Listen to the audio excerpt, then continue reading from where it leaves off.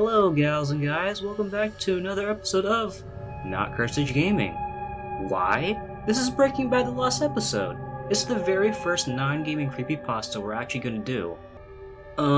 Gaming creepypastas are sort of my thing, but I'm always open to other suggestions, and this is the first time we're doing it. So I'm sorry if you're expecting a gaming creepypasta, but this is a very popular non-gaming creepypasta, so let's read it, I guess. I mean, I am going to be doing this word for word and not in my old summary style because I like to switch it up, here and there to please both sides. There's some who like the, summary and some who like, the word for word. So I'm gonna basically try to do both. Still tell me which one you like more. And without ado, let's start reading Breaking Bad the Lost Episode. By now, most of you have probably seen the award-winning TV show Breaking Bad, possibly having binge-watched it when the whole internet was buzzing about it. I don't want to brag, but I followed the show religiously since day one, being on top of my toes week after week in anticipation of what would happen next in the tragic story documenting family man Walter White's downward spiral into the life of a hard-boiled criminal. Some of you may have even seen the shorter minisodes that were available on the net that tell various tales of the characters in a shorter format. However, I highly doubt you are aware that there is a lost episode that was never broadcast on television because it was deemed to be too disturbing and graphic. Keep in mind, we are talking about a show where human corpses are dissolved in chemicals to dispose of them, children get murdered, and someone falls into a porta potty in one episode. Anyway, I got to see the episode through Netflix at the behest of a good friend who regularly abuses a glitch in Netflix's system. No, I can't tell you about it. To watch episodes early before they are made public. It was the 8th episode in the first season. That's right, as the savvy ones among you may have noticed, the first season was cut short by a couple of episodes because of the strike of the Writers Guild that was ongoing around the time. But yes, they actually made an 8th episode and it was fully written, filmed, and edited. It was almost like it was just any other episode, but there was something... Something sinister. Something about this episode was off. Like with any episode, I was prepared to be shocked, but what I would see was truly something no mortal man should have seen. I'm sorry, I digress. The episode was called Doll. There wasn't much I could take away from that, but with Breaking Bad, most of the episode titles make sense after you've seen each respective episode. The opening scene showed Walter White having hot, steamy sex with his pregnant wife Skylar, spelt an A. That wasn't really unusual for the show. However, the actors didn't look like they were themselves. They looked disheveled. No, wait. At a closer glance, it looked like those weren't Bryan Cranston and Anna Gunn having sex. In fact, it were two bald, yet hairy men, just wearing paper cutout masks of Walter and Skylar. In fact, it was one hairy bald guy anally penetrating another bald man with the fake pregnant belly cuffed onto his torso. All the parts of the actors in the act were shown, every detail. There was no censorship and no subtlety. Meanwhile, the man who was doing the penetration sensually stroked the pregnant man's penis in a motion that was asynchronous to his penetrating, yet harmonic. Moreover, the fucking man released a screech every time he jammed his cock into the tight asshole. "Skylar," he moaned.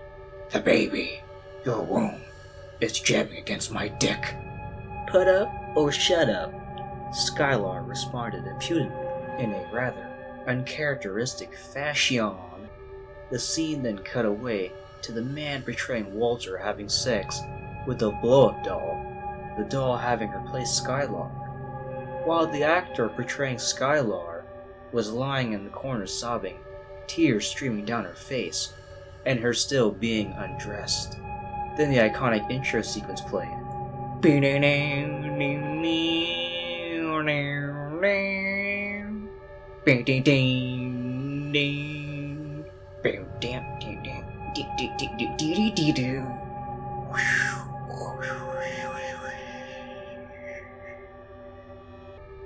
This gave me a little breather to process what I just witnessed.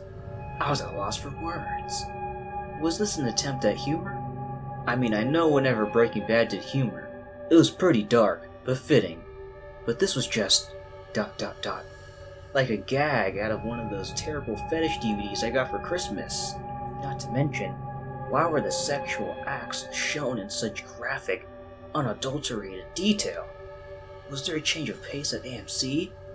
I mean, it's not like I would have something against candid, real-life sex being portrayed in regular media.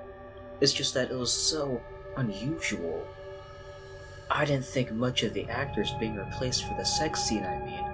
I understand that most Hollywood actors wouldn't want to have their image tarnished by showcasing their naked bodies and having live sex on camera, but why didn't they have a woman being a stand-in for Skylar? And why the hell weren't they smarter about going this? I mean, I am aware that the budget for the first season wasn't so hot, but come on!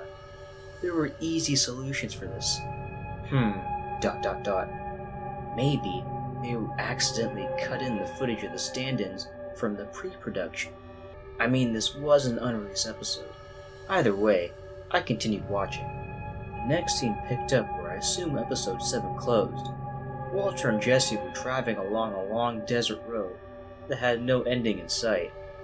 From what I could tell, we were back to the regular cast. They talked about the deal with Tuco and what their next steps were going to be. Just then, you can hear Walter's phone vibrate. Walter cringed and blurted out a pained scream. Yo, what's wrong, Mr. White, bitch? Jesse exclaimed angrily. The phone kept vibrating and Walter flinched every time it did. Why don't you just fucking pick it up, bitch? Jesse said in an impatient tone. Jesse, you don't understand, Walter replied, again sounding like he was in pain. He pulled over his car and stopped. Hey, what the hell you doing, you lunatic bitch? Jesse yelled at Walter. Walter got out of the car and dropped his pants. Hey, you fucking moron! Are you gonna cook here or what? We don't have the RV with us, bitch! Jesse, shut the fuck up, you gosh diddly darn idiot, Walter said as he proceeded to also drop his underpants and go into a crouching position. He started pushing and released a loud, yet relieved scream as his cell phone and a stream of diarrhea released from his colon. Walter then nonchalantly fished the phone out of the puddle of fluid excrement and wiped it on his pants. Oddly enough, the ones he lost in the desert in the first episode. Yo, Mr. White, what in God's fucking name are you doing, you fucking bitch? Jesse vociferated at his former chemistry instructor. Is this some kind of sick fetish of yours? Why in the name of Lord Satan would you store your fucking cell phone in your goddamn asshole when you have perfectly fine pants you could have used instead, bitch? Jesse, Walter sighed. I see you still haven't learned anything. This is the phone I use for the business we are doing. I can't just go around brandishing 2 cell phones. It sure as fucking hell would raise suspicion if I accidentally pulled out the drug phone in the company of someone who knows what my phone looks like. You goddamn... Now go ahead, Jesse. Sorry, Mr. White, Jesse said in a soft tone and started nodding, lowering his head in shame more and more with every nod. They both got back in the car and remained silent for a while. After some time, Walter's drug phone, for lack of a better term, started vibrating again. Walter snapped it open and started reading the text message he had just received while he was driving. The camera zoomed in on it, and I couldn't believe my eyes. It was a rather luscious message from a woman called Barbie. To my further disbelief, the sexual text message referred to Walter as Brian, which was the actor's name. Walter also replied with a rather succulent message. Diarrhea was dripping out of the buttons in a hyper-realistic fashion, making a gross, intolerable sound every time he pressed them. I just couldn't grasp it. Was he cheating on his wife? This went on for a couple of minutes when Walter shifted his position in the car so he could steer with his feet. He then began massaging his already erect cock while simultaneously sexting and driving. Jesse's jaw was dropped as he gazed at Walter in disbelief. Don't you... wanna wash the road, bitch? He asked with a very subdued voice. Shut the hell up. Shut up. Shut up. Shut up, Jesse. Walter screamed on the top of his lungs, his voice cracking more and more every time. Suddenly, out of nowhere, a group of 3 kids, 2 boys and 1 girl, were on the road. Walter tried hitting the brakes, but his braking foot got caught because he had lowered his pants. It was too late. He hit one of the girls, and she was catapulted back a few feet. The car came to a stop and the airbags released, with the crash slightly injuring both Walter and Jesse. After a while, Walter raised and started getting out of his car. Jesse! Walter barked. It was most likely too late for the girl he had just hit with the car. Help me get the fucking kids, Jesse! Jesse stared like a part of him just died. He didn't move, and he looked visibly shaken. Walter pulled out a gun as both the children, who had by now managed to barely collect their thoughts, started leaping off. Walter had a visible hobble from the crash. Still, he went on to go after the 2 remaining kids that were running away from him in fear of their lives. You could hear them howling in desperation as they struggled running off after seeing their friend being just killed and threatened with a gun. Walter aimed and fired a shot at one of the kids. It missed. He fired again. This time, he landed a shot in the boy's back. The boy fell to the ground and screamed in agony. Walter fired a 3rd shot, this time at the girl that was still running. The bullet hit, but for some reason the girl continued running like nothing had happened. It must have been the backpack she had that was essentially a giant plush doll. Something in there must have stopped the bullet. Walter finally caught up with the boy who was still sobbing and obviously in pain from the bullet Walter had fired into his back earlier. Walter ruthlessly just straight up executed him with a headshot. He took another aim at the girl, but to the girl's fortune, it seemed like the gun was out of ammo. Walter pulled the trigger a few more times but to no avail. Walter furiously threw the gun at the ground and fell on his knees while blaring. By now, a steady stream of tears was flowing down Jesse's face. He had not uttered as much as a word since the crash. Long story short, the girl escaped into the desert and Walter couldn't catch up with her thanks to his right leg having sustained an injury from the collision with the first kid. Walter put the bodies of the children in his trunk. I was again at a loss for words. That whole thing with Walter running over the girl and executing the boy had been so goddamn unbelievably boring. I was literally bored to tears and I almost fell asleep. I started getting a hunch as to why this episode really was never broadcast. Because it was fucking boring as hell. I was just about to fall asleep when something inexplicable happened. Walter White started pulling on his face. I was baffled. Why would he do such a thing? I covered my eyes with my hands and peeked through my fingers, so I'd be prepared in case something spooky would happen. Plop. Walter's face had come right off, revealing it to have had in actuality been a mask of his own face, just bald. I chuckled, but there happened again. Walter pulled off the face that had just been exposed by pulling off his face. And guess what? Under that mask, he was actually Skylar White. But it didn't stop there. He pulled that one off yet again and continued to do so for 5 more minutes, cycling through the 3 aforementioned faces. It was like one of those Russian Matryoshka dolls, and in fact, Walter's head became smaller and smaller with each and every mask he removed. The look on Jesse's face was priceless. He was disheveled. ... No, actually, he looked very amused and laughed heartily. He still had tears coming down from his face, but this time, it was definitely from all the laughing.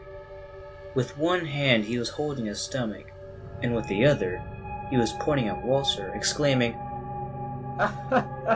"Bitch!" and ... He does it again, bitch! Jesse looked like he was all cheered up compared to earlier when those homicides happened. After Walter was done, he got back into the car and pulled Jesse by the cheek affectionately. You're a good boy, Jesse. Let's go grab some ice cream for you. What do you say, Jesse? Jesse nodded approvingly, with a big smile on his face.